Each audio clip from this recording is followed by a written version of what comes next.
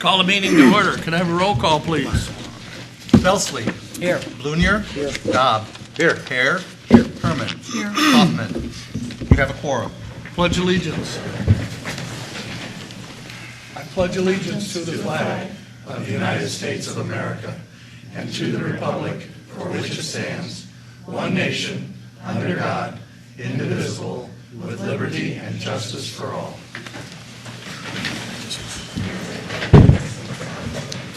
We have no public hearings tonight, no special reports.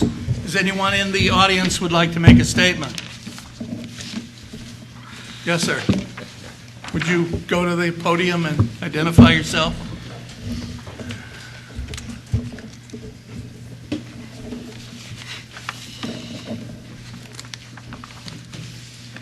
Bob Bright, 137 West Chicago Street, Morton, Illinois. I'm back again talking about the closure of the streets for the Pumpkin Festival. I don't think you trustees are doing a job for the community. You're allowing the chamber to take over the downtown, disrupt the business, the residents around there, and reap the rewards. 400,000 plus they're making each year. What do they give back to the community? Less than 10%. Tremont, much smaller.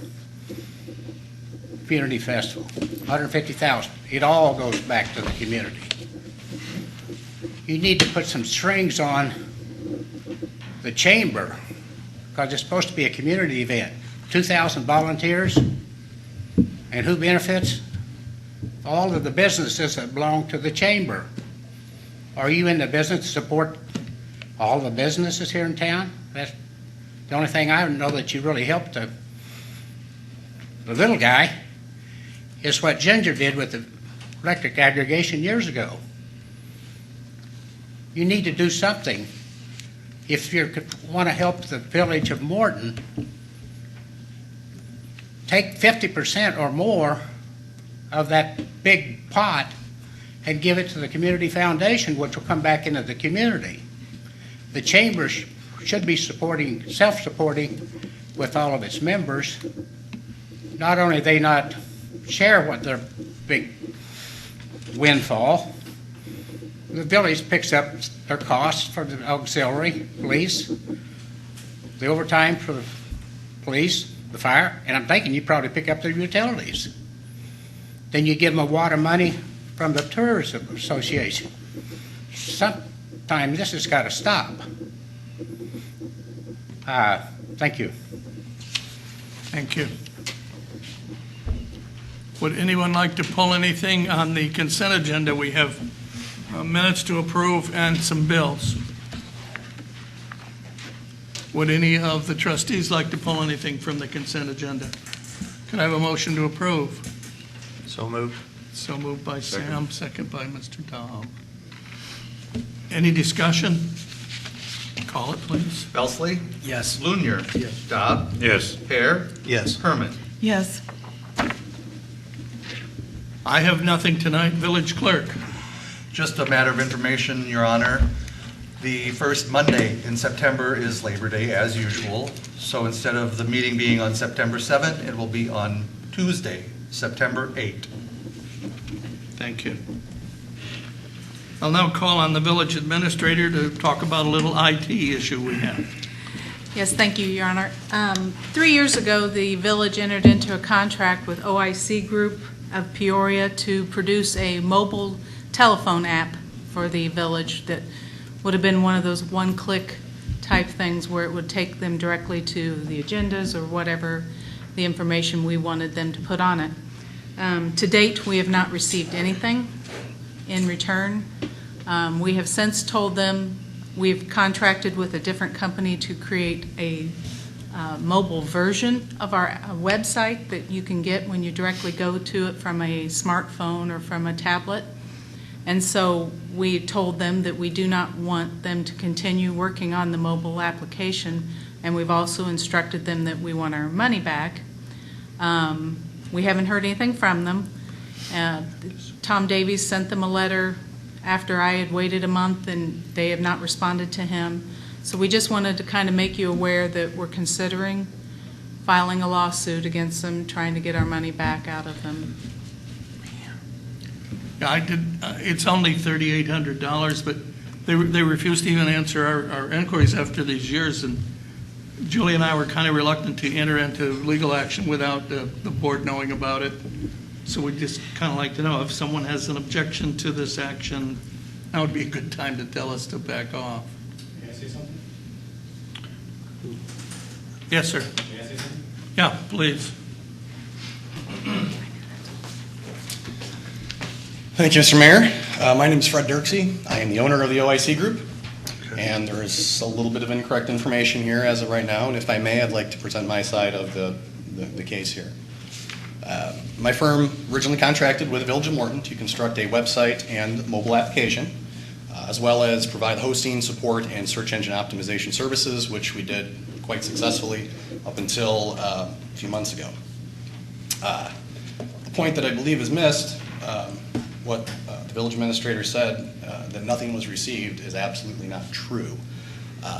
The mobile application was delivered as originally quoted in our original agreement, multiple times, as a matter of fact. Due to Apple's continued changes in their policy, the app was rejected when we submitted it as quoted and as developed.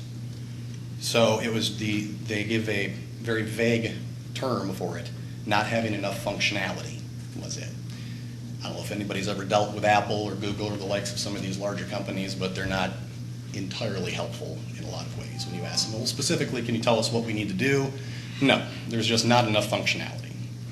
That's what we quoted, was a very simple, as the village administrator says, one-click, quick access to some of the core information. The best answer we got out of them was that you can get that same information on the website. I said, okay. Come back to the village, said, here's what I will offer to do. I will add some more functionality at no charge to the village, to the app, at my time, my expense of my company, and we'll try and submit it again. So that happened multiple times throughout the course. We added more functionality.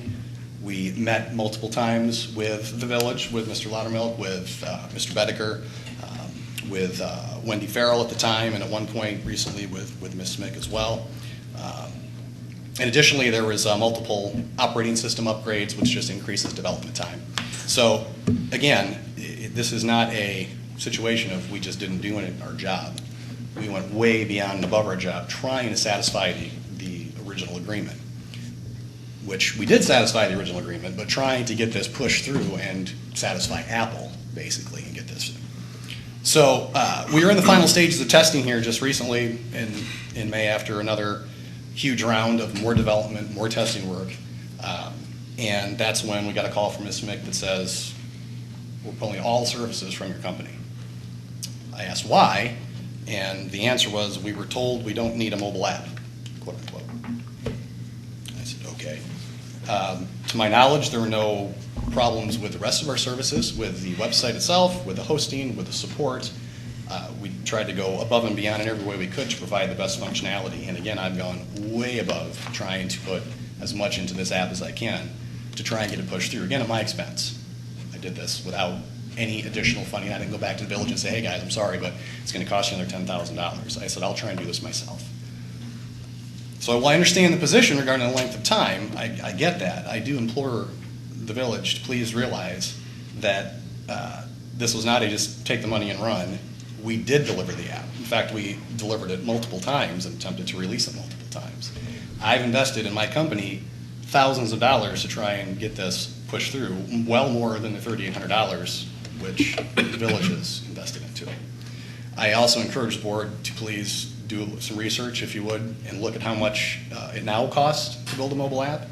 As the development costs have continued to rise, as the requirements have risen, the technology has risen, it costs anywhere from a small mobile app that was originally quoted, like we did, which they will no longer even accept, is a $6,000 to $12,000 project, and the functionality that we now have in the app that we were at final stages of trying once again to release is more in the $30,000 to $50,000 if you were to actually price that out retail-wise. And again, this is $3,800 that we originally had for you guys. The reason the app has not been released is out of both of our hands. Apple makes the rules, and again, if you dealt with any of these firms, they aren't very helpful a lot of the times.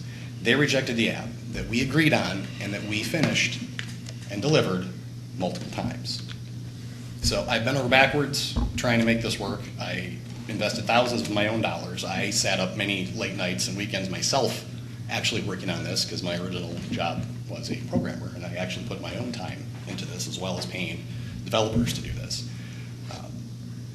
I consider the village an excellent and important client, and I believe if you ask any of the staff before, as far as the other services that we provided, as far as the website itself and the hosting, support requirements, the SEO services, I believe it will be considered that we did a bang-up job. And this app obviously has not gone the best for either of us, but again, it's out of both of our control as to why. It is not because we did not do our job. And now at this point, I'm being asked to give money back on something that we did deliver, on something that my company heavily invested in, and that we all agreed that I would continue working on this. This wasn't you haven't heard from me since the beginning of this. We did agree that I was going to continue working on this and that I was not going to charge the village any more money. And that was the agreement up until the phone call that says, you know what, we're done. I was told we don't need an app and we want our money back. All right, I appreciate the information. I think we've called you several times without being able to get to you. We've written you letters that you didn't respond to. Frankly, I thought you'd left town, so I'm glad that you've come in here and made a presentation. If you'll give the administrator a phone number that will work, and we'll talk to you a little bit more, and I'll get back to the board of directors. That would be fine. I would absolutely love Appreciate to come in it. and sit. Thank you. Okay, thank you.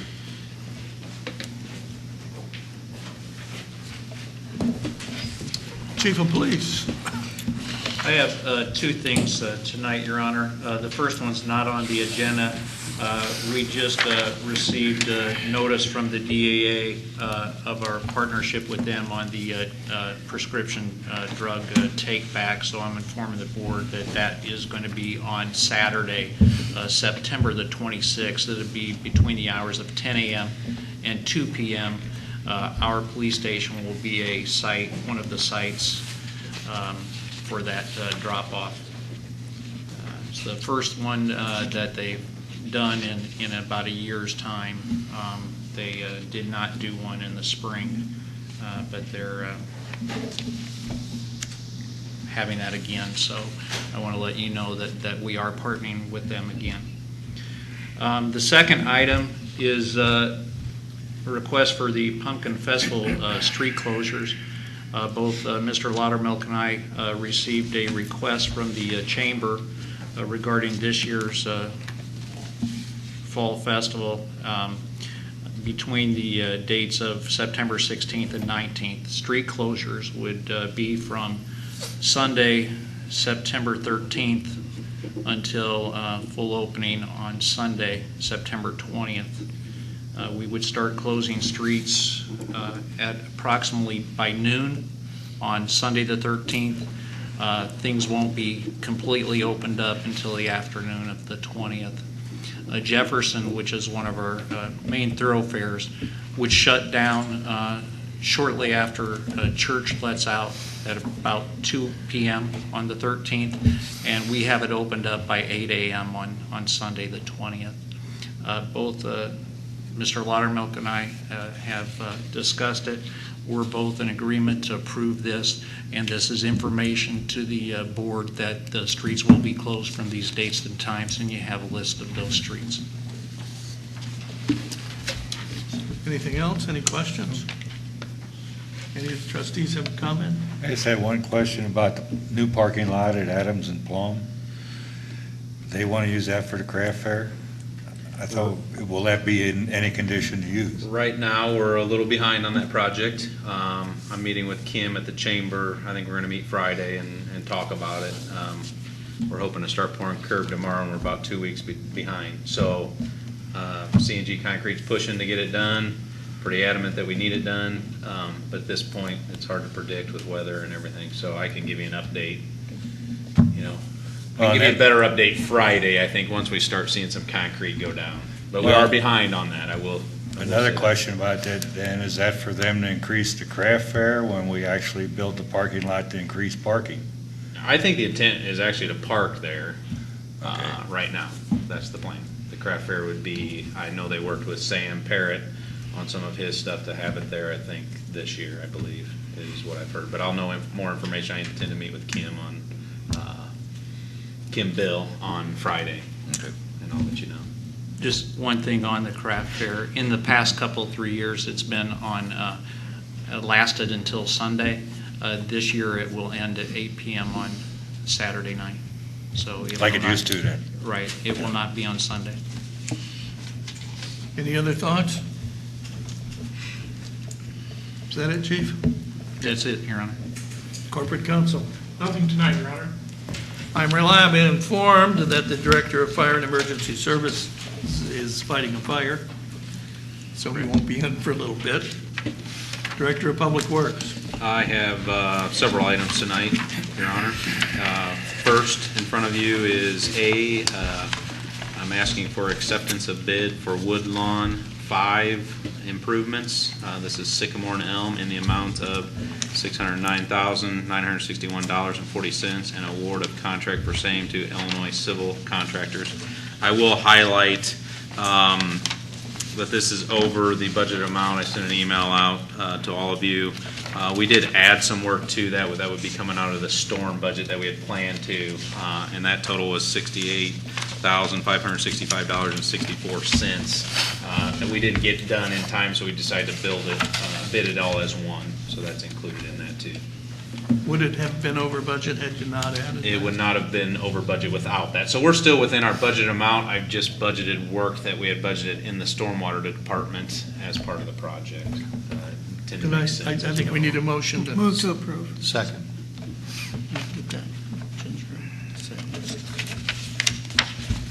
Any questions? Call, please. Blunier, Yes. Staub, Yes. Hare, Yes. Herman, Yes. Belsley. Yes. Next item is item B. I'll be asking for acceptance of bid for K Street East Jackson improvements in the amount of $294,804.50 and award of contract for same to Stark Excavating. This is conditional to the school board's approval of it tomorrow night at their board meeting. And I would like to just mention that of that amount, this work will be paid for, as we measure quantities. It was based on unit prices. And $41,297 at this point is to the village. The remaining $253,507.50 would be the school's portion of that. And we've worked with them, obviously, on this project to get, as good a price as we can by bidding it out. Could I have a motion? So moved. Sam motion. Second by Belsley. Any questions? Call it, please. Staub, Yes. Hare. Yes. Herman. Yes. Belsley. Yes. Blunier. Yes. Before you go on, hats off to you guys for working this out with the school. I think whenever we can do these things in tandem, we can save some money and time. The next 3 items are all easements. I would like to just mention that these are all related to the final plat for Wolf Crossing subdivision Phase 4 that Roger Spangler is going to speak about here after me. So these are all contingent on that approval too. But these are easements that are outside the subdivision limits that we need, for access, storm, sewer, stormwater drainage. So the first one would be item C. This is acceptance of a permanent easement for storm sewer, stormwater drainage, and access from R&E LLC. This is on Wolf Crossing Lot 70, if you're looking at your plat in front of you. Unless there's an objection, let's just do C, D, and E together. Perfect. D is acceptance of a permanent easement for storm sewer, stormwater drainage, and access from Dejan and Jane Maximovich. This would be Wolf Crossing Lot 69 in front of you. This would be an existing one in the last phase. It basically gets into a portion of their property. And then the last one would be acceptance of a permanent easement for access from Rinkenberger Farm Trust And this is actually on the far west side of the property. You can see the dash line. That's a 50-foot ingress egress easement for us to access the property. And that's working with Chuck, who's in the audience tonight.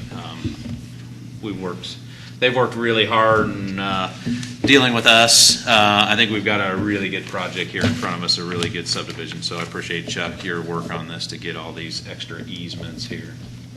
So if you have any questions, I'd like to ask for acceptance of those. Motion, please. Second. Belsley moved the motion, Dodd second. Any questions from the trustees? If none, please call it. Hare. Yes. Herman. Yes. Belsley. Yes. Blunier. Yes. Dobb. Yes. And lastly, in your packets is the Public Works recap for the month of July, and that's all I have tonight, Your Honor. Are there any questions about the recap? There being none, we'll move to the planning and zoning officer. One item tonight, Your Honor, it's the final plat for Wolf Crossing Phase 4. It's a 15-lot addition to their existing subdivision. It's going through the Plan Commission, and they recommended approval at their July 27th meeting. Any questions, we'd be happy to entertain them. Can I have a motion? So moved. Dodd, second by Belsley. Any questions? I would like to add just one thing to that. If you look at your sheets, there's the outlet on the west side at the end of the cul-de-sac. That's a little different than what went to the Planning Commission. That's been a work in progress, obviously, between Chuck and the village, myself, to try to come up with something. We're trying to work on snow storage in these cul-de-sacs. As you've heard, cul-de-sacs are very difficult. So we felt this is the best option. It's a 40-foot wide, basically snow storage and access easement there. So I just wanted to highlight again, we're not big fans of outlots, but I think in this case for the snow, working with Chuck, I think this works for both parties. Call the question. Herman. Yes. Belsley. Yes. Blunier. Yes. Dobb. Yes. Hare. Yes. Anything else? Nothing, Your Honor. Village trustees, trustee Belsley. I just had one item this evening, Your Honor, and this is just a reminder to the board that there's an open house scheduled this coming Thursday, August 20th, at the Morton Library from 6 to 9. And it's an informal walkthrough informational meeting for the newest mixed-use development for downtown, the Jefferson.